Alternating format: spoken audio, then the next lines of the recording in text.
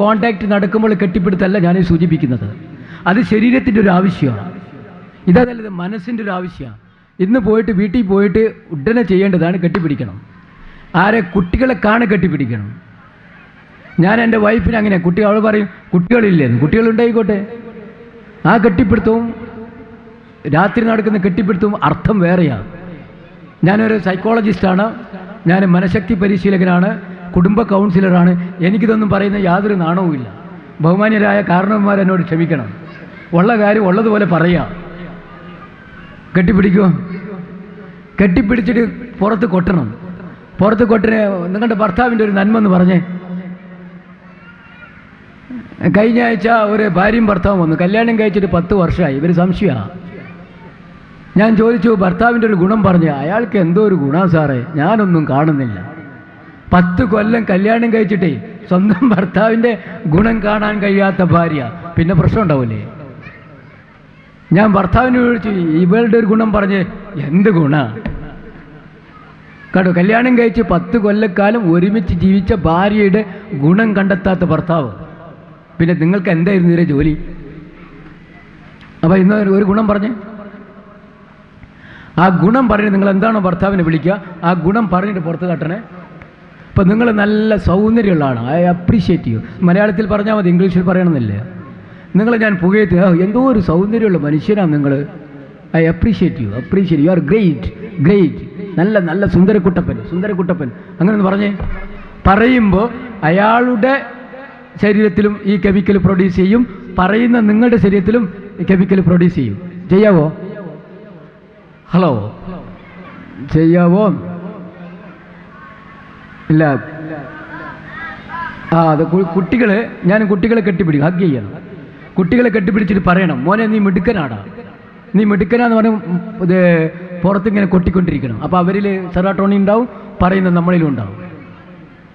അപ്പം നന്നായി കെട്ടിപ്പിടിക്കാതെ മാത്രമല്ല, ഭാര്യ ഭക്ഷണം ഉണ്ടാക്കി കഴിഞ്ഞാൽ ഭക്ഷണത്തിന് കുറ്റം പറയരുത് കേട്ടോ. എൻ്റെ പൊന്നു എൻ്റെ ഭർത്താക്കന്മാരോടല്ല, അവരുടെ ഭർത്താക്കന്മാരോട് ഞാൻ പറയുക, ദയവ് ചെയ്ത് കുറ്റം പറയരുത് കേട്ടോ. റസൂലുള്ളാഹി സ്വല്ലല്ലാഹു അലൈഹി വസല്ലം ജീവിതത്തിൽ ഒരു സമയത്തും ഭക്ഷണത്തെ കുറ്റം പറഞ്ഞിട്ടില്ല. ഭക്ഷണം ഇഷ്ടമില്ലെങ്കിൽ കഴിക്കാതെ പോകുക എന്നല്ലാതെ നീ ഒരു സാധനം ഉണ്ടാക്കാൻ കണ്ടതാ പറഞ്ഞിട്ടില്ല. വേണമെങ്കിൽ തെളിയിച്ചോ. റസൂലുള്ളാഹി ഏതെങ്കിലും ഭക്ഷണത്തിൽ കുറ്റം പറഞ്ഞിട്ടുണ്ടെങ്കിൽ തെളിയിക്ക്. ഞാൻ പഠിച്ചിട്ട് പറയുകയാണ്, എൻ്റെ സൈക്കോളജിയുടെ ഭാഗമായി ഏറ്റവും വലിയ സൈക്കോളജിസ്റ്റ്, ഏറ്റവും നല്ല ഭർത്താവ് റസൂലുള്ളാഹിയാണ്, യാതൊരു സംശയവുമില്ല. റസൂലുള്ളാഹിൻ്റെ കുടുംബജീവിതം പഠിച്ചിട്ടാണ് ഞാൻ പറയുന്നത്, ഒരിക്കലും പറഞ്ഞിട്ടില്ല. നമ്മളെ ഭർത്താക്കന്മാരൊക്കെ ഇങ്ങനെ പറയല്ലേ. അല്ലെങ്കിൽ നിങ്ങൾക്ക് ഭക്ഷണം ഉണ്ടാക്കി തരാനാണോ ഒരു കല്യാണം കഴിച്ച്? ആണോ? സ്ത്രീകൾക്ക് തന്നെ അങ്ങനെ ഒരു ധാരണയുണ്ട്. ഭർത്താവിന് ഭക്ഷണം വിളമ്പിക്കൊടുത്ത് പുരുഷനെ സുഖിപ്പിക്കുവാൻ വേണ്ടി സമയം ചെലവഴിക്കുന്ന ഭാര്യമാർ, ദയവ് ചെയ്ത് അങ്ങനെ ചെയ്യരുതേ. നിങ്ങളുടെ സമയം പുരുഷനെ സുഖിപ്പിക്കുവാനുള്ളതല്ല. നിങ്ങൾ ഈ സമൂഹത്തെ നിർമ്മിക്കുന്നവരാണ് സ്ത്രീകൾ, ഈ കുടുംബത്തെ നിർമ്മിക്കുന്നവരാണ് സ്ത്രീകൾ. സമൂഹത്തിൻ്റെ എൻജിനീയറാണോ? എന്നോട് ചോദിക്കലും ചില ആളുകൾ ചോദിക്കും, സാർ എന്താ ചെയ്യുന്നത്? ഞാൻ അധ്യാപകനാണ്. സാറിൻ്റെ വൈഫ് എന്താ ചെയ്യുന്നത്? എൻ്റെ ഹൗസ് വൈഫാണോ എന്ന് ചോദിക്കും. ഞാൻ പറയും ഹൗസ് വൈഫല്ല, എൻ്റെ വൈഫ് ഹോം എൻജിനീയറാണ്. എൻ്റെ വീട് നിർമ്മിച്ചുകൊണ്ടിരിക്കുക അവൾ. ഞാൻ പുറത്തേക്ക് ഇറങ്ങുമ്പോൾ എൻ്റെ കുട്ടികളുടെ സ്വഭാവ നിർമ്മാണത്തിൽ എൻ്റെ ഭാര്യ മുഖ്യമായി പങ്കുവഹിക്കുന്നുണ്ട്. എൻ്റെ വീടിൻ്റെ അന്തരീക്ഷം, ഇസ്ലാമികമായ അന്തരീക്ഷം സൃഷ്ടിക്കുന്നതിൽ എന്നേക്കാൾ കൂടുതൽ എൻ്റെ ഭാര്യ വർക്ക് ചെയ്യുന്നുണ്ട്. അവൾക്ക് ജോലിയൊന്നുമില്ല എന്നാണ് പറയുക, അവൾക്ക് ജോലിയുണ്ട്. വളരെ രസകരമായ ഒരു സംഭവം ഞാൻ പറയാം. പിന്നെ ഈ കഥയുടെ പേര് ഭാര്യയ്ക്ക് ജോലിയൊന്നുമില്ല എന്നുള്ളതാണ് കഥയുടെ പേര്. എല്ലാ ഭാര്യമാർക്കും വേണ്ടി ഞാൻ ഈ കഥ ഡെഡിക്കേറ്റ് ചെയ്യുകയാണ്. പുരുഷന്മാർക്കല്ല, സ്ത്രീകൾക്ക് വേണ്ടി ഡെഡിക്കേറ്റ് ചെയ്യുക. ഒരു മനഃശാസ്ത്രജ്ഞനും ഒരു ഭർത്താവുമായിട്ടുള്ള അഭിമുഖ സംഭാഷണമാണ് കഥയിൽ പറയുന്നത്. മനഃശാസ്ത്രജ്ഞൻ ഈ ഭർത്താവിനോട് ചോദിച്ചു, വാട്ട് ആർ യു ഡൂയിങ്? നിങ്ങൾ എന്താണ് ചെയ്യുന്നത്? ഞാൻ ഒരു ബാങ്കിലെ ഉദ്യോഗസ്ഥനാണ്. നിങ്ങൾക്ക് എന്താണ് ജോലി? ഞാൻ ബാങ്കിലെ അക്കൗണ്ടൻ്റാണ്. നിങ്ങളുടെ ഭാര്യയ്ക്ക് എന്താ ജോലി? അവൾക്ക് ഹൗസ് വൈഫാണ്, അവൾക്ക് പ്രത്യേകിച്ച് ജോലിയൊന്നുമില്ല. അപ്പോൾ ഞാൻ സൈക്കോളജിസ്റ്റ് ചോദിച്ചു, പിന്നെ വീട്ടിൽ ബ്രേക്ക്ഫാസ്റ്റ് ഒക്കെ ആരാ ഉണ്ടാക്കൽ? അതേ ഭാര്യയാണ് ഉണ്ടാക്കൽ, കാരണം അവർക്ക് വേറെ ജോലിയൊന്നുമില്ലല്ലോ, അതുകൊണ്ട് അവൾ ബ്രേക്ക്ഫാസ്റ്റ് ഉണ്ടാക്കുന്നു. ശരി, പിള്ളേരൊക്കെ ഡ്രസ്സൊക്കെ അലക്കലും വാഷ് ചെയ്യലൊക്കെ ആരാ? അത് എൻ്റെ ഭാര്യയാണ് ചെയ്യുക. അവർ 4 മണിക്ക് തന്നെ എഴുന്നേൽക്കും, എന്നിട്ട് പിന്നെ ബാത്റൂമിൽ പോയി വാഷ് ചെയ്യും, പിന്നെ ബ്രേക്ക്ഫാസ്റ്റ് ഉണ്ടാക്കും, ഭക്ഷണം ഉണ്ടാക്കി ഞങ്ങൾ പറയും, കാരണം അവൾക്ക് വേറെ ജോലിയൊന്നും ഇല്ലല്ലോ. പിന്നെ പിള്ളേർ സ്കൂളിലേക്ക് പറഞ്ഞേക്കൽ ആരാ? അത് അവൾ പറഞ്ഞേക്കും, കാരണം അവൾക്ക് വേറെ ജോലിയൊന്നുമില്ലല്ലോ. പിന്നെ സാധനങ്ങളൊക്കെ വാങ്ങിക്കൊണ്ടല്ല ആരാ? അത് സ്കൂളിൽ പറഞ്ഞതിന് ശേഷം അവൾ മാർക്കറ്റിൽ പോകും, എന്നിട്ട് സാധനങ്ങളൊക്കെ വാങ്ങി ലഞ്ചൊക്കെ റെഡിയാക്കി വെക്കും, കാരണം അവൾക്ക് വേറെ ജോലിയൊന്നുമില്ലല്ലോ. പിന്നെ വൈകുന്നേരം പിള്ളേർ സ്കൂളിൽ നിന്ന് കൊണ്ടല്ല ആരാ? അത് പിന്നെ അവൾ കൊണ്ടുവരും, കാരണം അവൾക്ക് വേറെ ജോലിയൊന്നുമില്ലല്ലോ. ശരി, നിങ്ങൾ 5 മണിക്ക് ബാങ്കിൽ വന്നിട്ട് നിങ്ങൾ എന്താ ചെയ്യുന്നത്? ഞാനും ഫ്രീ ആയിട്ടിരിക്കും, കാരണം ഞാൻ 10 മണി മുതൽ 5 മണി വരെ ജോലി ചെയ്യുകയായിരുന്നല്ലോ. ശരി, രാത്രി ഭക്ഷണം ഉണ്ടാക്കുക, രാത്രി അവൾ ഭക്ഷണം ഉണ്ടാക്കും, കാരണം അവൾക്ക് വേറെ ജോലിയൊന്നുമില്ലല്ലോ. പിന്നെ അവൾ എനിക്ക് ഭക്ഷണം തരും, എന്നിട്ട് കുട്ടികൾക്ക് ഭക്ഷണം കൊടുക്കും, അവരെ ഉറക്കും, കാരണം അവൾക്ക് വേറെ ജോലിയൊന്നുമില്ലല്ലോ. പിന്നെ എനിക്ക് ഭക്ഷണം തരും, എന്നിട്ട് ഞാൻ കഴിച്ച ഭക്ഷണ പദാർത്ഥങ്ങളൊക്കെ അവശിഷ്ടങ്ങളൊക്കെ വൃത്തിയാക്കും, ഭക്ഷണ പാത്രങ്ങളൊക്കെ കഴുകി വെക്കും, കാരണം അവൾക്ക് വേറെ ജോലിയൊന്നുമില്ലല്ലോ. ഈ കഥയിൽ ഏറ്റവും കൂടുതൽ ജോലി ചെയ്യുന്ന ആരാണ്? എന്നിട്ടാണ് ഇവർ പറയുന്നത്, നിങ്ങൾക്കെന്താ പണി? നമ്മളിങ്ങനെ പണിയെടുക്കില്ലേ? എൻ്റെ പ്രിയപ്പെട്ട സുഹൃത്തുക്കളെ, ഞാൻ പറയുന്നത്, ഈ ഭക്ഷണം ഉണ്ടാക്കി കഴിഞ്ഞാൽ അപ്രീഷിയേറ്റ് ചെയ്യണം. എന്തോ ഒരു നന്നായിട്ടുണ്ട് കറി, എന്തൊരു നല്ല ഭക്ഷണമാണ്, എന്താണ് പറയുക, യു ആർ വെരി കുക്ക്, നല്ല കുക്കാണ്, നല്ല പാചകക്കാരിയാണ്. മലയാളത്തിൽ പറഞ്ഞോ, കെട്ടിപ്പിടിക്കുമ്പോൾ ഭാര്യയുടെ പുറത്തിങ്ങനെ തലോടിയിട്ട് ഈ പാചകം ഇങ്ങനെ പറയാം, നിങ്ങൾ നല്ല പാചകക്കാരിയാ, എനിക്ക് ഇഷ്ടമായിട്ടുണ്ട്, ഐ അപ്രീഷിയേറ്റ് ചെയ്യും, ഞാൻ നിന്നെ പുകഴ്ത്തുന്നു. എന്തെങ്കിലും വലിയ മുടക്കുണ്ടോ പറയുന്നതിന്? ഇത് പരസ്പരം പറയണം. പിന്നെ കുട്ടികളെക്കുറിച്ച് പറയും, കുട്ടികളെ കെട്ടിപ്പിടിക്കണം, നീ മിടുക്കനാടാ, നീ മിടുക്കനാടാ എന്ന് കേൾക്കുന്ന കുട്ടി വളരും. നിന്നെ ഒന്നിനും കൊള്ളത്തില്ല എന്ന് പറയുന്ന കുട്ടി തളരും. കുട്ടികൾ വളരണോ തളരണോ? വളരണമെങ്കിൽ കുട്ടിയോട് പറയും, നീ മിടുക്കനാടാ, നീ മിടുക്കിയാടി, എല്ലാം ശരിയാവും, നീ ജയിക്കും. ഇതിങ്ങനെ പറഞ്ഞുകൊണ്ടിരിക്കണം. ഞങ്ങളൊക്കെ സ്കൂളിൽ പഠിച്ചിരുന്നെന്ന് ചോദ്യത്തിന് ഉത്തരം കിട്ടാഞ്ഞാൽ മാഷ് ഇരുത്തുന്നവരുണ്ട്, ഒരു ബാക്കിലെ ബെഞ്ചിൽ കൊണ്ടേ ഇരുത്തും. ആ ബാക്കിലെ ബെഞ്ചിൻ്റെ പേര്, മാഷിട്ടിരിക്കുന്ന പേര് മണ്ടൻ ബെഞ്ച് എന്നാണ്. മണ്ടൻ ബെഞ്ച്. ചോദ്യത്തിന് ഉത്തരം കിട്ടാത്ത എല്ലാ ആളുകളും മണ്ടന്മാരാണ്, മാഷയുടെ അഭിപ്രായം. ഇന്നത്തെ മാഷന്മാർ അതൊന്നൊക്കെ മാറ്റി. അപ്പം മണ്ടന്മാർ മണ്ടൻ ബെഞ്ചിൽ പോയിരിക്കണം. ആ കുട്ടികൾ ഒരിക്കലും തന്നെ വിജയിക്കില്ല. നമ്മുടെ സമൂഹത്തിലും നമ്മുടെ കൂട്ടത്തിലും അങ്ങനെ ഉണ്ട്, പൊട്ടത്തിയെ മണ്ടത്തിയെ എന്നുള്ള പ്രയോഗങ്ങൾ. അത് കൂടുതലും സ്ത്രീകൾ നിന്നാണ് കേൾക്കുന്നത്. നമ്മുടെ കുട്ടികളെ നമ്മളതൊന്നും വിളിക്കരുത്. വിളിച്ചു കഴിഞ്ഞാൽ കുട്ടികളെ ഇകഴ്ത്തുന്നതിന് തുല്യമാണത്. യാ അയ്യുഹല്ലദീന ആമനുത്തഖുല്ലാഹ് വഖൂലു ഖൗലൻ സദീദൻ. നിങ്ങൾ നല്ല വാക്ക് പറയണം. അത് ഭർത്താവിനോട് നല്ല വാക്ക് പറയണം, ഭാര്യയോട് നല്ല വാക്ക് പറയണം, കുട്ടികളോട് നല്ല വാക്ക് പറയണം, മക്കളെ പുകഴ്ത്തണം. അപ്പോൾ അപ്രീഷിയേറ്റ് ചെയ്യുമ്പോൾ സെറാട്ടോണിൻ എന്നുള്ളൊരു കെമിക്കൽ ഉണ്ടാകുമ്പോൾ നിങ്ങൾക്ക് സമാധാനവും സന്തോഷവും ഉണ്ടാകും. വേറൊരു സംഗതിയുണ്ട്. എന്തുകൊണ്ടാണ് ഭാര്യയിൽ നിന്ന് ഭർത്താവ് അകന്നു പോകുന്നത്? ഭർത്താവിൽ നിന്ന് എന്തുകൊണ്ടാണ് ഭാര്യ അകന്നു പോകുന്നത്? കൗമാരക്കാരായ പെൺകുട്ടി എന്തുകൊണ്ടാണ് മാതാപിതാക്കളിൽ നിന്ന് അകന്നുപോയി വേറെ ചെക്കന്മാരുടെ കൂടെ പോകുന്നത്? കൗമാരക്കാരനായ ആൺകുട്ടി എന്താണ് മാതാപിതാക്കളിൽ നിന്ന് അകന്നുപോയി വേറെ ചെക്കത്തികളുടെ കൂടെ കടന്നു പോകുന്നത്? നിങ്ങൾ ശ്രദ്ധിച്ചിട്ടുണ്ടോ? എന്തുകൊണ്ടാണ് സ്വന്തം ഭർത്താവിനെ വിട്ട് അയലക്കത്തെ രാമേട്ടൻ്റെ കൂടെ കുമാരി കടന്നു പോകുന്നത്? എന്തുകൊണ്ടാണ് സ്വന്തം ഭാര്യയെ വിട്ടുപിരിഞ്ഞ് അയലക്കത്തെ ശാലിനി ചേച്ചിയുടെ കൂടെ കൃഷ്ണേട്ടൻ കടന്നു പോകുന്നത്? എന്തുകൊണ്ടാണ്? ചിന്തിച്ചിട്ടുണ്ടോ? കാരണം പ്രണയം എന്നുള്ള സംഗതി നഷ്ടപ്പെടുമ്പോഴാണ് ബന്ധങ്ങൾ വഷളാകുന്നത്. പ്രണയം എന്നുള്ള വാക്ക് വളരെ നല്ലൊരു വാക്കാണ്. ഭർത്താവിനെ പ്രണയിക്കാൻ കഴിയുമ്പോഴാണ് ബന്ധങ്ങൾ ഊഷ്മളമാകുന്നത്. ഭർത്താവ് ഭാര്യയെയും, മാതാപിതാക്കൾ മക്കളെ. പ്രണയം നിലനിൽക്കണമെങ്കിൽ ശരീരത്തിൽ പ്രൊഡ്യൂസ് ചെയ്യുന്ന ഒരു കെമിക്കലുണ്ട്, നിങ്ങൾ കേട്ടിട്ടുണ്ടോ എന്നല്ല, ഡോപ്പാമിൻ എന്നാണ് ഞാൻ പറയുക. ഡോപ്പാമിൻ, DOPAMINE, ഡോപ്പാമിൻ തലേ കയറുമ്പോഴാണ് ഈ ആൺകുട്ടികളും പെൺകുട്ടികളും ഒന്നായി മാറുന്നത്. ഇതുവരെ 10 മാസം നൊന്ത് പ്രസവിച്ച് 20 വയസ്സ് വരെ ആറ്റുനോറ്റ് വളർത്തി എല്ലാ സൗകര്യങ്ങളും ചെയ്തു കൊടുത്ത സ്വന്തം ഉമ്മയെയും ഉപ്പയെയും വേർപെടുത്തിക്കൊണ്ട് ഒരു 4 കൊല്ലോ 2 കൊല്ലോ സ്വന്തം സ്കൂളിൽ പഠിച്ചു എന്നതിൻ്റെ കാരണത്താൽ നിങ്ങളുടെ പൊന്നോമ്മൻ്റെ മകൻ ആ പെൺകുട്ടിയെ എടുത്തു കൊണ്ടുപോകുന്നത് എന്തുകൊണ്ടാണ്? പെൺകുട്ടി എന്താണ് ആൺകുട്ടിയുടെ കൂടെ യാതൊരു കൂസലുമില്ലാതെ ഇറങ്ങിപ്പോകുന്നത്? ഈ ഡോപ്പാമിൻ എന്നുള്ള കെമിക്കൽ തലയിൽ കയറുമ്പോഴാണ്. പ്രണയത്തിൻ്റെ സൈക്കോളജി അതാണ്. ഡോപ്പാമിൻ എന്നുള്ള കെമിക്കൽ ശരീരത്തിൽ ഉണ്ടാവണമെങ്കിൽ ഒരേ ഒരു പണിയേ ഉള്ളൂ, പുഞ്ചിരിക്കണം. റസൂലുള്ളാഹി സ്വല്ലല്ലാഹു അലൈഹി വസല്ലം പറഞ്ഞു, പുഞ്ചിരി ഒരു സദക്കയാണ്. ഭർത്താവിനെ കാണുമ്പോൾ പുഞ്ചിരിക്കണം. പുഞ്ചിരിച്ചുകൊണ്ടാണ് നമ്മൾ ഭർത്താവിനെ യാത്ര അയക്കേണ്ടത്. വീട്ടിലേക്ക് വരുമ്പം ഭാര്യയെ നോക്കി പുഞ്ചിരിക്കണം. പുഞ്ചിരിക്കണമെങ്കിൽ എന്ത് വേണം? ആ പോസ്റ്റിലൊക്കെ നിൽക്കണം. ഇത് കണ്ടാൽ വെറുപ്പ് തോന്നുന്ന രീതിയിൽ ഭർത്താവിനെ സ്വീകരിക്കരുത്. നിങ്ങൾ ഭർത്താവിൻ്റെ മുമ്പിലാണ് നിങ്ങൾ അലങ്കാരം അണിയേണ്ടത്. ഏറ്റവും നല്ല യൗവന ചുരിദാറൊക്കെ അല്ലെങ്കിൽ വി സ്റ്റാർ ചുരിദാറൊക്കെ 4000 രൂപയുടെ വി സ്റ്റാർ ചുരിദാറൊക്കെ അണിഞ്ഞിരിക്കേണ്ടത് ഇതുപോലുള്ള പരിപാടിക്ക് വരുമ്പോഴല്ല. എൻ്റെ മുമ്പിൽ നിങ്ങൾ എന്തിനാണ് വി സ്റ്റാർ ചുരിദാർ ഇട്ട് ഇരിക്കുന്നത്? ഞാൻ നിങ്ങളെ നോക്കത്തില്ല, ഞാൻ നിങ്ങളെ ആസ്വദിക്കുകയില്ല. നിങ്ങൾ വി സ്റ്റാർ ചുരിദാർ ഇടേണ്ടത് നിങ്ങൾ ഭർത്താവിൻ്റെ മുമ്പിലാണ്. പുള്ളിക്കാരൻ ജോലിയൊക്കെ കഴിഞ്ഞ് 50 രൂപയുടെ മീനും വാങ്ങി വരുമ്പോൾ യൗവന സ്റ്റാർ ചുരിദാറൊക്കെ ഇട്ട് നല്ലൊരു പുഞ്ചിയൊക്കെ കൊടുത്തു കഴിഞ്ഞാൽ പുള്ളിക്കാരൻ എന്തുണ്ടാവും? പുള്ളിക്കാരൻ ഡോപ്പമീൻ ഉണ്ടാവും, നിങ്ങൾക്കും ഡോപ്പമീൻ ഉണ്ടാവും. ഡോപ്പമീൻ ഉണ്ടാകുമ്പോൾ പ്രണയം അങ്ങ് കൂടും. അപ്പോൾ നിങ്ങൾ അയാളെ ഇഷ്ടപ്പെടും, അയാൾ നിങ്ങളെ ഇഷ്ടപ്പെടും. പിന്നെ രാംകോ സിമെൻ്റ് ഇട്ട് ഉറപ്പിച്ച മാതിരിയുള്ള ബന്ധമായിരിക്കും. പുഞ്ചിരിക്കുക. ഇനിയിപ്പോൾ മൂപ്പരോട് ഇങ്ങനെ ചിരിക്കാനല്ലേ?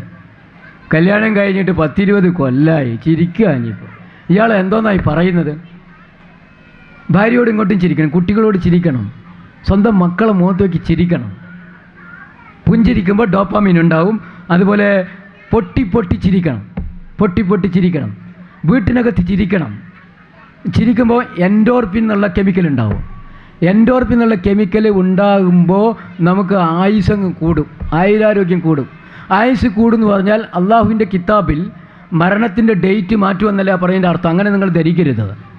ഏത് സമയത്താണോ മരിക്കുന്നത് ആ മരണം വരെ ചുറുചുറുക്കോടുകൂടി ഓടി നടക്കാൻ പറ്റുമെന്നുള്ളതാണ്. എനിക്കൊക്കെ വയസ്സ് കുറേ ആയി, നിങ്ങൾക്കറിയില്ലത്. എനിക്ക് എത്ര വയസ്സില്ല, പക്ഷെ കണ്ടാൽ അതറിയില്ല. കാരണം എന്തുവാ? ഞാനങ്ങനെ പൊട്ടിച്ചിരിക്കുക വീട്ടിനകത്ത്, കുട്ടികളും കൂടി തമാശയും പറഞ്ഞ് പൊട്ടിച്ചിരിക്കുമ്പോൾ എന്തുണ്ടാവും? എൻഡോർഫിൻ ഉണ്ടാവും. എല്ലാം ചിരിച്ചോ? വീട്ടിനകത്ത് ചിരിക്കും. നിങ്ങൾ ലാഫിങ് തെറാപ്പിക്ക് വേണ്ടി പോകണ്ട, വീട്ടിനകത്ത് അങ്ങ് ചിരിക്കും.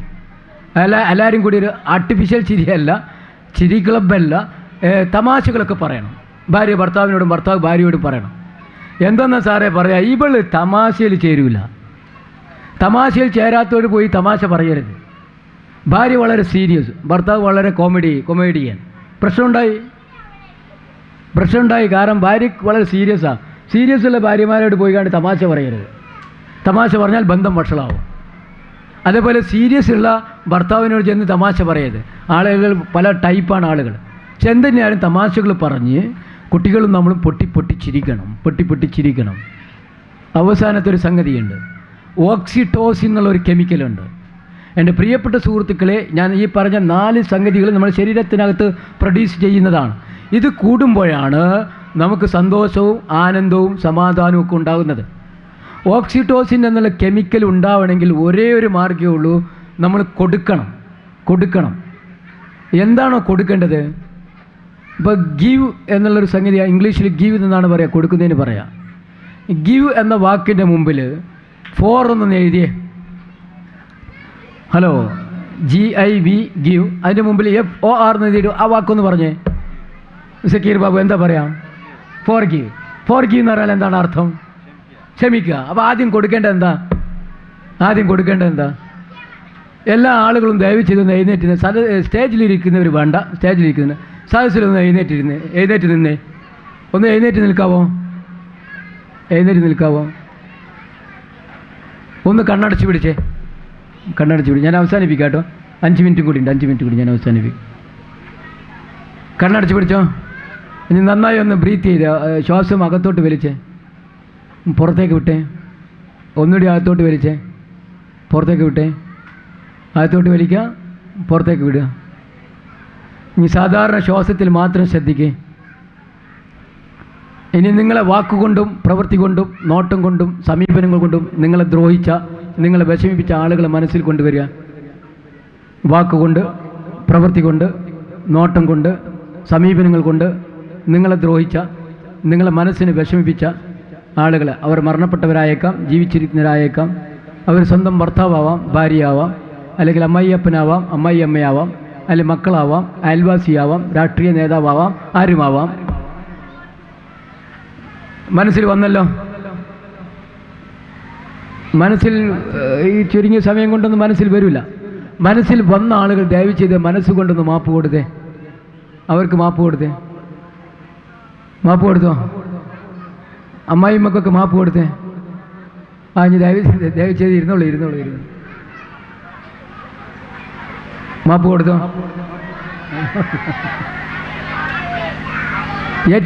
ഏറ്റവും കൂടുതൽ മാപ്പ് കൊടുക്കാൻ വേണ്ടി പ്രേരിപ്പിച്ച ഒരു മതമാണ് ദീനുൽ ഇസ്ലാം. ശരിയാണോ തെറ്റാണോ? പക്ഷേ ഏറ്റവും കൂടുതൽ മാപ്പ് കൊടുക്കാത്ത ഒരു സമുദായം ഈ ഇരിക്കുന്ന സമുദായമാണ്. ഒരു സംഘടനയ്ക്ക് മറ്റൊരു സംഘടന കണ്ടുകൂടാ, ഒരു പണ്ഡിതന് മറ്റൊരു പണ്ഡിതനെ കണ്ടുകൂടാ, ഭാര്യയ്ക്ക് ഭർത്താവിനെ കണ്ടുകൂടാ. അവൾക്കൊന്നും ഞാൻ മാപ്പ് കൊടുക്കില്ല. അവൾ എന്നോടൊക്കെ ചെയ്ത ക്രൂരതയുണ്ടല്ലോ, മാപ്പ് കൊടുക്കില്ല. ഇന്നല്ലാഹ ഗഫൂർ റഹീം. മാപ്പ് കൊടുക്കുക എന്നുള്ളത് ഒരു ദൈവികമായ ഗുണമാണ്. ഈ ഗുണം കൊടുത്തു കഴിഞ്ഞാൽ നിങ്ങളുടെ എല്ലാ മനസ്സിൻ്റെ പ്രശ്നങ്ങളങ്ങ് പരിഹരിക്കപ്പെടും. ഞാൻ ഒരു കേസ് കൂടി പറയാം. അപസ്മാര രോഗത്തിൻ്റെ ലക്ഷണവുമായിട്ട് ഒരു പെൺകുട്ടി വന്നു. വയസ്സ് 18, പഠിക്കുന്നത് ഡിഗ്രിക്ക്, ഫസ്റ്റ് ഇയർ ഡിഗ്രിക്ക് പഠിക്കുന്ന കുട്ടി. പല സ്ഥലത്തും കൊണ്ടുപോയി, പണിക്കർ, തങ്ങൾ, ഉസ്താദ്, സൈക്കാട്രിസ്റ്റ്, ഡോക്ടർമാരൊക്കെ കൊണ്ടുപോയി. കുട്ടിയെ ക്ലാസ്സിൽ അങ്ങ് ബോധം കെട്ട് വീഴുകയാണ്, കുട്ടിയുടെ സോക്കേട്. അവസാനം വന്ന് നോക്കുമ്പോൾ കുട്ടിക്കൊരു പ്രോബ്ലം ഉണ്ട്. ആ പ്രോബ്ലം എന്താ വെച്ചാൽ കുട്ടി വളരെ ബഹുമാനിക്കുന്ന, വളരെ സ്നേഹിക്കുന്ന, കുടുംബത്തിലെ ഏറ്റവും ആദരിക്കുന്ന ആ കുട്ടിയുടെ കുടുംബത്തിലെ ഒരു പുരുഷൻ ആ കുട്ടിയെ ശാരീരികമായി പീഡിപ്പിക്കുവാൻ ശ്രമിച്ച ഷോക്കിൽ നിന്നാണ് ഇത് വരുന്നത്. ഞാൻ പറഞ്ഞു അയാൾക്ക് പുറത്തു കൊടുക്കാൻ പറഞ്ഞു. അയാൾക്കൊന്നും പുറത്തു കൊടുക്കില്ല സാർ, അയാളെ കൈ കിട്ടിയാൽ ഞാൻ അരച്ച് കുടിക്കും. അയാൾ അത്രയും തോന്നിവാസ ചെയ്തത്. മോൾക്ക് ഈ അസുഖം മാറണം, അസുഖം മാറണം, പുറത്തു കൊടുക്കുക. പുറത്തു കൊടുത്താൽ മാത്രം പോരാ, എന്ത് വേണം? അയാൾക്ക് വേണ്ടി പ്രാർത്ഥിക്കണം, അയാൾക്ക് നല്ല മനസ്സുണ്ടാവാൻ പ്രാർത്ഥിക്കണം. 2 ആഴ്ച ഈ കുട്ടി പുറത്തു കൊടുക്കുക എന്നുള്ള പ്രാക്ടീസ് ചെയ്തപ്പോൾ ഈ കുട്ടിയുടെ അസുഖം മാറി. ബിലീവ് മീ, എന്നെ നിങ്ങൾ വിശ്വസിക്കുക. നമ്മുടെ മനസ്സിൽ നിന്നാണ് എല്ലാ ഏർപ്പാടും വരുന്നത്. തായിഫിൽ പ്രബോധനത്തിന് പോയ റസൂലുള്ളാഹി സ്വല്ലല്ലാഹു അലൈഹി വസല്ലമയെ തായിഫിലെ ജനങ്ങൾ കല്ലെറിഞ്ഞ് കളിയാക്കി നെരിയാണിൽ നിന്ന് രക്തം ധാരധാരയായി ഒഴുകുമ്പോൾ മലക്ക് ജിബ്രീൽ പ്രത്യക്ഷപ്പെട്ടുകൊണ്ട് പറഞ്ഞു, പ്രവാചകരെ പറയുക, ഞാൻ ഈ സമൂഹത്തെ എന്താണ് ചെയ്യേണ്ടത്? അവരെ ഈ മല കൊണ്ട് ശിക്ഷിക്കണമെങ്കിൽ ഞാൻ ശിക്ഷിക്കാൻ പറഞ്ഞാലോ? റസൂലുള്ളാഹി എന്താ പറഞ്ഞത്? ആദാ ഖൗമുൻ ജാഹിലൂൻ, അവരറിയാത്ത ജനതയാണ്. ഫഗ്ഫിർ ലഹും, അവർക്ക് പുറത്തു കൊടുക്കുക. വേദന സഹിക്കാൻ കഴിയാതെ രക്തം ധാരതയായി ഒഴുകുന്ന ആ നിമിഷത്തിലാണ് പുറത്തു കൊടുക്കാൻ പറയുന്നത്. നമ്മളോ സാധിക്കുമോ നമുക്കതിന്? നിങ്ങൾക്ക് താല്പര്യമുണ്ടെങ്കിൽ അതിൻ്റെ മനസ്സിനെ പരിശീലിപ്പിച്ചു കഴിഞ്ഞാൽ പുറത്തു കൊടുക്കാൻ പറ്റും. ഇവിടെ സക്കീർ ബാബു എന്നോട് സൂചിപ്പിക്കുകയുണ്ടായി, നമ്മുടെ നാടുകളിലൊക്കെ തന്നെ എല്ലാ തരത്തിലുള്ള മതധാർമ്മിക പരിഷ്കരണ പ്രസ്ഥാനങ്ങളും പ്രവർത്തനങ്ങളൊക്കെ നടക്കുന്നുണ്ട്. എന്നിട്ടും എന്തുകൊണ്ടാണ് മതം അനുശാസിക്കുന്ന ഗുണങ്ങൾ നമുക്കില്ലാതെ പോകുന്നത്? ഞാൻ നേരത്തെ പറഞ്ഞല്ലോ, കല്യാണം കഴിച്ച് ഫസ്റ്റ് BA പഠിക്കുന്ന കുട്ടി കല്യാണം കഴിച്ച് പ്രവാസി ലോകത്ത് ജോലി ചെയ്ത്, ഗൾഫിൽ ജോലി ചെയ്ത്, ഭർത്താവ് ജോലി ചെയ്യാൻ വേണ്ടി കല്യാണം കഴിച്ച് ഗൾഫിൽ പോയ സന്ദർഭത്തിൽ ഫൈനൽ BA പഠിക്കുന്ന ഒരു ചെക്കനുമായി പ്രണയമുണ്ടായി, ഭർത്താവിനെ വഞ്ചിച്ച്, എന്നിട്ട് എല്ലാ ആവശ്യങ്ങളും ആ ചെറുപ്പക്കാരുമായി നിർവഹിച്ച് ആ പെൺകുട്ടിയെ ക്രൂരമായി ശാരീരികമായ ആവശ്യങ്ങൾ നേടിയെടുത്തതിന് ശേഷം ആ പെൺകുട്ടിയെ വഴിയിൽ ഉപേക്ഷിച്ചപ്പോൾ ആരോരുമില്ലാതെ വെറുതെ ഒരു ഭാര്യയായി അച്ഛനുറങ്ങാത്ത വീട്ടിലേക്ക് കയറി ചെന്നപ്പോൾ അച്ഛൻ്റെയും സപ്പോർട്ടില്ലാതെ മണ്ണെണ്ണ ഒഴിച്ച് തീ കൊളുത്തി വെന്തു മരിച്ചത് ഈ ഉമ്മത്ത് മുസ്ലിമിൽപ്പെട്ട കുട്ടിയാണെന്ന് നിങ്ങൾ കേൾക്കുമ്പോൾ അത്ഭുതപ്പെടേണ്ടതില്ല. എന്തുകൊണ്ട്? മതപ്രസ്ഥാനങ്ങളും മതപ്രഭാഷണങ്ങളും മതക്ലാസുകളും ഖുർആൻ ക്ലാസുകളും ഖുർആൻ പഠന ക്ലാസുകളും ഖുർആൻ വേദികളിലും നിരന്തരമായി പങ്കുകൊള്ളേണ്ട ഈ സമുദായത്തിലെ അംഗങ്ങൾക്ക് എന്തുകൊണ്ട് മതം അനുശാസിക്കുന്ന ഈ ഗുണമില്ലാതെയായിപ്പോയി എന്ന ചോദ്യത്തിന് ഉത്തരം മതം അനുഷ്ഠാനങ്ങളിൽ മാത്രം കേന്ദ്രീകരിക്കുമ്പോൾ മതം പഠിപ്പിക്കുന്ന ഗുണങ്ങളെ പരിശീലിപ്പിക്കുന്ന പ്രക്രിയകൾ നടക്കാതെ പോകുന്നു എന്നുള്ളതാണ്. എല്ലാ പ്രവാചകന്മാരും എല്ലാ മുൻ സഹാബി വര്യന്മാരും താബീങ്ങളുമൊക്കെ മതം അനുശാസിക്കുന്ന ഗുണങ്ങളെ പരിശീലിപ്പിച്ചിരുന്നവർ. നമ്മൾ മതം പറയുന്ന കാര്യങ്ങൾ തലയിൽ കയറ്റി വെക്കുന്നേ ഉള്ളൂ, പരിശീലിപ്പിക്കുന്നില്ല. അപ്പം നിങ്ങൾക്ക് പുറത്തു കൊടുക്കാൻ കഴിയില്ല എങ്കിൽ അതിനുള്ള പരിശീലനം ഞാൻ തരാം, നിങ്ങൾക്ക് പുറത്തു കൊടുക്കും. ആ കുട്ടി പുറത്തു കൊടുത്തു. ആ കുട്ടി 2 ആഴ്ച പുറത്തു കൊടുത്തപ്പോൾ ആ കുട്ടിയുടെ അപസ്മാരം എന്നുള്ള രോഗം അങ്ങ് മാറി. മൈഗ്രെയിൻ തലവേദന മാറുന്നു, ഊരവേദന മാറുന്നു, ക്യാൻസർ മാറുന്നു. ക്യാൻസറൊക്കെ തന്നെ നമ്മൾ ഉണ്ടാക്കുന്നതാണ്. അത് വേറെ ടോപ്പിക്കാണ്, എനിക്ക് സമയമില്ല സംസാരിക്കുവാൻ. ക്യാൻസർ, ഹൃദ്രോഗമൊക്കെ നമ്മൾ ഉണ്ടാക്കുന്നതാണ്. നമ്മൾ മനസ്സിലാണ് രോഗം ഉണ്ടാകുന്നത്. മനസ്സിനകത്തുള്ള രോഗം വളർന്നു വലുതായി ശരീരത്തിലേക്ക് വരിക. ആദ്യം ശരീരത്തിൽ രോഗം വരാറില്ല. പക്ഷെ നമ്മുടെ ആധുനിക വൈദ്യശാസ്ത്രം ഭൗതിക ശരീരത്തിൽ കീമോതെറാപ്പി കൊടുക്കുക, അസുഖം മാറത്തില്ല. മനസ്സ് പരിശീലിച്ചു കഴിഞ്ഞാൽ അസുഖം മാറ്റാം. ക്യാൻസർ മാറ്റാം, പിന്നെ മൈഗ്രെയിൻ മാറ്റാം, ഹൃദ്രോഗം മാറ്റാം, പിന്നെ പൊണ്ണത്തടി മാറ്റാം, പിന്നെ വയറുവേദന മാറ്റാം, മുട്ടുവേദന മാറ്റാം, ഊരവേദന മാറ്റാം, ചുമല് വേദന മാറ്റാം, പല്ലുവേദന മാറ്റാം, എല്ലാ വേദനകളും മാറ്റാം. എല്ലാ വേദനകളും മാറ്റാം. ഞാനൊരു കാര്യം പറയട്ടെ, ഞാൻ അതുകൂടി പറഞ്ഞുകൊണ്ട് അവസാനിപ്പിക്കാം. മറ്റൊരുപാട് കാര്യങ്ങൾ ഇതുമായി ബന്ധപ്പെട്ട് പറയേണ്ടത്, എൻ്റെ സമയത്തിൻ്റെ ലഭ്യത വളരെ കുറവാണ്. പിന്നെ മനസ്സിൻ്റെ ശക്തി പരിശീലിപ്പിച്ച് കഴിഞ്ഞാൽ വേദന അറിയാതെ പ്രസവിക്കാം എന്ന് ഞാനിങ്ങനെ പറയുമ്പോൾ, എൻ്റെ മകള് കഴിഞ്ഞ 23-ാം തീയതി വ്യാഴാഴ്ച ഉച്ചയ്ക്ക് 1:45 മകൾ പ്രസവിച്ചു, ഒരാൺകുട്ടിയെ പ്രസവിച്ചു. അവൾക്ക് ഞാൻ കൊടുത്ത ടെക്നിക്ക് ഇതാ. ഞാൻ ചോദിച്ചു, എങ്ങനെയുണ്ട് ഇപ്പം ഞാൻ വേദന ഉണ്ട് ചെറുതായിട്ട്, പക്ഷെ ഞാനതറിഞ്ഞില്ല. എന്നാൽ അപ്പുറത്തുള്ള ഒരുപാട് സ്ത്രീകൾ വേദന കൊണ്ട് പൊളയുക. ഇവളോട് സിസ്റ്റേഴ്സ് ചോദിച്ചു, നിനക്ക് എന്ത് പറ്റി, നിനക്കെന്താ വേദന അറിയാത്തത്? മനസ്സിൻ്റെ ശക്തി പരിശീലിപ്പിച്ച് കഴിഞ്ഞാൽ വേദന അറിയാതെ പ്രസവിക്കുക. വേദനയില്ലാതെ പ്രസവിക്കുന്നതിന് സമീപിക്കുക മേലെപുരക്കൽ ആശുപത്രി, കടുങ്ങല്ലൂർ. അത് സിസേറിയനാണ്. സിസേറിയനിലൂടെ വേദന അറിയില്ല. ഞാൻ പറയുന്നത് സിസേറിയനും ഇല്ലാതെ എൻ്റെ പ്രിയപ്പെട്ട സഹോദരിമാരോട് പറയാനുള്ളത്, വേദന അറിയാതെ നിങ്ങൾക്ക് പ്രസവിക്കാം, വേദന അറിയാതെ നിങ്ങൾക്ക് എന്തും ചെയ്യാം, നിങ്ങളുടെ രോഗം ഇല്ലാതെ നല്ല ആരോഗ്യകരമായ ജീവിതം നയിക്കാം. നിങ്ങളുടെ മനസ്സിൻ്റെ ശക്തി പരിശീലിപ്പിച്ചെടുത്തു കഴിഞ്ഞാൽ കുടുംബബന്ധം ഊഷ്മളമാക്കാം, കുട്ടികളുടെ പഠനം മികവുറ്റതാക്കാം, നിങ്ങളുടെ ഭർത്താക്കന്മാരുടെ സമ്പത്ത് വർദ്ധിപ്പിക്കാം, നിങ്ങളുടെ ആരോഗ്യം വർദ്ധിപ്പിക്കാം.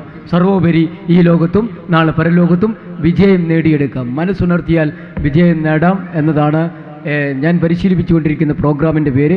മനസ്സ് മാറ്റാം, വിജയം നേടാം. പല സ്ഥലത്തും ആ പ്രോഗ്രാം ഉണ്ടാവാറുണ്ട്. താല്പര്യമുള്ളവർ പങ്കെടുക്കാം. പിന്നെ അത് ഒരു പരിശീലന കോഴ്സാണ്. ഞാനത് ഇവിടെ പറയുന്നത് ശരിയല്ല, എന്നെ മാർക്കറ്റ് ചെയ്യുന്നത് ശരിയല്ല. നിങ്ങൾക്ക് താല്പര്യമുണ്ടെങ്കിൽ എന്നെ സമീപിക്കാം. ഞാൻ പറഞ്ഞു വരുന്നത്, ഗിവ് എന്നുള്ളത് കൊടുക്കുക എന്നുള്ളൊരു ശീലം നിങ്ങൾ നടത്തിക്കഴിഞ്ഞാൽ ഓക്സിറ്റോസിൻ എന്നുള്ള കെമിക്കൽ നിങ്ങൾക്കുണ്ടാവും. അപ്പം മനസ്സമാധാനം കൂടും. കൊടുക്കുമ്പോൾ മനസ്സങ്ങ് വിശാലമാകും. അതുകൊണ്ട് പിന്നെ എല്ലാം കൊടുക്കുക. സമ്പത്ത് കൊടുക്കുക, വിജ്ഞാനമാണെങ്കിൽ വിജ്ഞാനം കൊടുക്കുക, ആരോഗ്യമാണ് ആരോഗ്യം കൊടുക്കുക, പിന്നെ സൗന്ദര്യമാണെങ്കിൽ സൗന്ദര്യം കൊടുക്കുക. ആദ്യം കൊടുക്കേണ്ടത് മാപ്പ് കൊടുക്കുക വേണ്ടത്. എല്ലാവർക്കും അങ്ങ് മാപ്പ് കൊടുത്തേ. ഈ സദസ്സിന്ന് പിരിയുന്നതിന് മുമ്പായി എല്ലാവർക്കും മനസ്സുകൊണ്ട് മാപ്പ് കൊടുത്തേ മനസ്സങ്ങ് വിശാലമാകുന്നത് കാണാൻ പറ്റും. പിന്നെ അതുപോലെ തന്നെയാണ്, 2 മിനിറ്റ് നന്ദി പറയുക. നമ്മുടെ ഭർത്താവ് ഭാര്യയോട് നന്ദി പറയണം, ഭാര്യ ഭർത്താവിനോട് നന്ദി പറയണം, നമ്മുടെ മക്കളോട് നന്ദി പറയണം. ഞാൻ എൻ്റെ മകള് പ്രസവിച്ച് ലേബർ റൂമിലേക്ക് പിന്നെ കടത്തിയപ്പോൾ ഞാൻ അവളോട് ഉടനെ പറഞ്ഞത്, I appreciate you, thank you, this credit goes to you. വേദനയില്ലാതെ പ്രസവിച്ചതിൻ്റെ ക്രെഡിറ്റ് നിനക്കുള്ളതാണ്. അവൾ സിസേറിയാണെങ്കിൽ എൻ്റെ കീശയിൽ നിന്ന് കാശ് പോവുക, അവൾ വേദനയും സഹിക്കണം, എൻ്റെ കീശയിൽ നിന്ന് കാശും പോകും. അപ്പോൾ ആദ്യം ഞാൻ അവളെ അപ്രീഷിയേറ്റ് ചെയ്യുക, അതിൻ്റെ ക്രെഡിറ്റ് മോളെ നിനക്കാണ്. അപ്പോൾ അവളുടെ മുഖത്ത് തെളിയുന്നൊരു പ്രകാശമുണ്ട്. നമ്മളെ മാതാപിതാക്കൾ കുട്ടികളോട് നന്ദി പറയില്ല, ഭാര്യ ഭർത്താവിനോട് നന്ദി പറയില്ല, ഭർത്താവ് ഭാര്യയോട് നന്ദി പറയില്ല.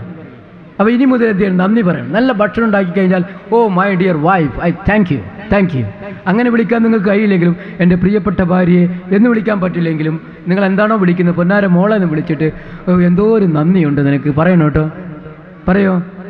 പറയോ നല്ലൊരു ഒരു പർദ്ദ എടുത്തു കഴിഞ്ഞാൽ ഭർത്താവിനോട് പറയണം കേട്ടോ, നന്ദി പറയണം. നമ്മൾ മലയാളി ഇത് ശീലിച്ചിട്ടില്ല, നന്ദി പറയുന്നത് ശീലിച്ചിട്ടില്ല. അത് ശുക്ർ പറയുക എന്നുള്ളത് ഖുർആൻ അത് വളരെ നസ്സായ ആയത്താണ്. ലൈൻ ശക്കർത്തും ലഅസീദന്നക്കും വൈൻ കഫർത്തും ഇന്ന അദാബി ലശദീദ്. നിങ്ങൾ നന്ദി കാണിക്കുന്ന പക്ഷേ ഞാൻ നിങ്ങൾക്ക് അധികരിപ്പിച്ച് തരും. നിങ്ങൾ നന്ദി കേട് കാണിച്ചാൽ ഈ ലോകത്തും നാളെ പരലോകത്തും കഠോരമായി ശിക്ഷിക്കും. നിങ്ങൾക്ക് സമ്പത്ത് വർദ്ധിക്കണോ? താങ്ക്സ് പറഞ്ഞേ. നിങ്ങൾക്ക് ആരോഗ്യം വർദ്ധിക്കണോ? നന്ദി പറയാം. അപ്പോൾ സൗന്ദര്യം വർദ്ധിക്കണേ, നന്ദി പറഞ്ഞോളൂ. ഇപ്പം എൻ്റെ അടുത്ത് ഉറക്കം കുറഞ്ഞ ഒരു സ്ത്രീ കൊണ്ടുവന്നു, സൈക്കാട്രി മെഡിസിൻ കഴിച്ചുകൊണ്ടിരിക്കുക. അപ്പോൾ ഞാൻ ചോദിച്ചു, നിങ്ങൾ ഉറക്കം കിട്ടുന്നത്? എനിക്ക് ഉറക്കമില്ല സാറേ, ഉറക്കമില്ല. നിങ്ങൾ ഒരു ദിവസം ഉറങ്ങുന്നില്ല? എനിക്ക് തീരെ ഉറക്കമില്ല. ഒരു ദിവസം നിങ്ങൾ എത്ര ഉറങ്ങും? അതൊന്നും പറയണ്ട സാറേ. അപ്പം ഞാൻ വിചാരിച്ചു ഈ സ്ത്രീക്ക് തീരെ ഉറക്കം ഉണ്ടാവില്ല. നോക്കുമ്പോൾ ആ സ്ത്രീ പറഞ്ഞു, സാറേ ഞാൻ 2 മണിക്കൂർ ഉറങ്ങുള്ളൂ. 2 മണിക്കൂർ 2 മണിക്കൂർ ഉറങ്ങുമ്പോൾ നിങ്ങൾ നന്ദി പറഞ്ഞോ? 2 മണിക്കൂറിനൊക്കെ എന്ത് നന്ദി പറയാനാ? ലൈൻ ശക്കർത്തും ലാസീദന്നക്കും. 2 മണിക്കൂർ ഉറക്കം കിട്ടിയതിന് അത്രയും കിട്ടിയല്ലോ. പറഞ്ഞേ, സ്തുതി പറഞ്ഞേ. എല്ലാവർക്കും നന്ദി പറയണം. ഇത് ശീലിക്കണം നിങ്ങൾ. സർവോപരി നമ്മളെ സൃഷ്ടിച്ച അള്ളാഹുവിന് നന്ദി പറയണം. എല്ലാ സമയത്തും നന്ദി പറയണം. 15,000 കോടി കോശങ്ങളുടെ തലച്ചോറ് നൽകി അള്ളാഹുവിന് നന്ദി പറയണം. ഓരോരുത്തരുടെയും തലച്ചോറിൽ 15,000 കോടി ന്യൂറോൺസ് ഉണ്ട്. 100 കോടി കമ്പ്യൂട്ടറിനേക്കാൾ ശക്തിയുള്ള തലച്ചോർ എനിക്കും നിങ്ങൾക്കും ഉണ്ട്. എന്നിട്ട് നമ്മൾ പറയുന്നത് എന്താ? എനിക്ക് മനസ്സിലാവില്ല, എനിക്ക് ബുദ്ധിയില്ല, എൻ്റെ തലയിലേക്കൊന്നും കയറില്ല. നന്ദി പറഞ്ഞേ. ഒന്ന് മനസ്സുകൊണ്ട് അള്ളാഹുവിന് നന്ദി പറഞ്ഞേ, സ്തുതി പറഞ്ഞേ. ആരും കേൾക്ക പറയണ്ട, മനസ്സുകൊണ്ട് പറഞ്ഞേ അൽഹംദുലില്ലാ എന്ന് പറഞ്ഞേ. 30 കോടി വായുവറകളുള്ള ശ്വാസോച്ഛ്വാസ കോശം നിങ്ങൾക്കുണ്ട്. പറയൂ നന്ദി, അൽഹംദുലില്ലാ എന്ന് പറഞ്ഞേ. നമുക്കറിയില്ല അത് എത്രയുള്ളതെന്ന് അറിയില്ല. 20 ലക്ഷം അരിപ്പകളുള്ള നെഫ്രോണുകളുള്ള വളരെ സുന്ദരമായി പ്രവർത്തിക്കുന്ന 2 വൃക്കകൾ നിങ്ങൾക്കുണ്ട്. പറഞ്ഞേ നന്ദി, പറഞ്ഞോളൂ, നന്ദി പറഞ്ഞേ. അള്ളാഹുവിന് നന്ദി ഇങ്ങനെ പറയുമ്പം വൃക്കകളുടെ പ്രവർത്തനം ഊഷ്മളമാകും, പ്രവർത്തനങ്ങൾ അധികരിക്കും. 1,54,000 കിലോമീറ്റർ നീളമുള്ള രക്തക്കുഴലുകൾ നമ്മുടെ ഓരോ ശരീരത്തിലുണ്ട്. താങ്ക്സ് പറഞ്ഞേ, ശുക്ർ പറഞ്ഞേ അള്ളാഹുവിന്. ഒരു മനുഷ്യൻ്റെ ശരീരത്തിൽ അടങ്ങിയിരിക്കുന്ന അവയവങ്ങളെ പറിച്ച് നീട്ടിപ്പരത്തി ഒരു സ്ഥലത്ത് വെക്കുകയാണെങ്കിൽ 6.5 അടി ചതുരശ്ര കിലോമീറ്റർ സ്ഥലം വേണമെന്നാണ് കണക്കുകൾ പറയുന്നത്. അത്രയും സ്ഥലത്ത് ഉൾക്കൊള്ളുന്ന വസ്തുവകളും യന്ത്രങ്ങളുമാണ് മനുഷ്യ ശരീരത്തിൽ, ഈ കൊച്ചു ശരീരത്തിൽ അള്ളാഹു തആല സൃഷ്ടിച്ചിരിക്കുന്നത്. പറഞ്ഞു നന്ദി പറയുക എന്നുള്ളത് ഞാൻ നേരത്തെ പറഞ്ഞ മലയാളി ശീലിക്കാത്തൊരു കാര്യമാണ്. ഒരു ഓട്ടോറിക്ഷക്കാരൻ വന്ന് നിങ്ങളുടെ വീട്ടുപടിക്കൽ ഇറങ്ങി കാശ് കൊടുക്കുന്നതോടൊപ്പം തന്നെ താങ്ക്സ് എന്ന് പറഞ്ഞ് ഓട്ടോറിക്ഷക്കാരൻ നന്ദി പറഞ്ഞാൽ എന്താ ഛേദം?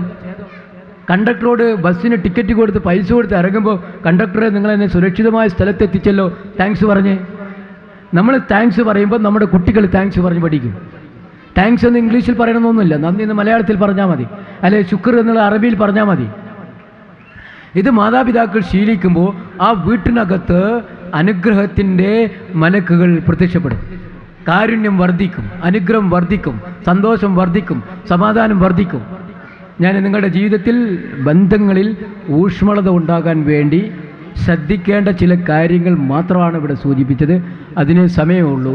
എനിക്ക് ഞാൻ മിനിമം അബ്ദുറഹ്മാൻ സാറിനൊക്കെ അറിയാം, മിനിമം എനിക്ക് 3 മണിക്കൂറാണ്. സാറിൻ്റെ സ്കൂളിൽ എന്നെ കൊണ്ടുപോയിരുന്നു. ഞാൻ പറഞ്ഞതിൻ്റെ അടിസ്ഥാനത്തിൽ എനിക്ക് 2.5 മണിക്കൂർ സാറ് തന്നു.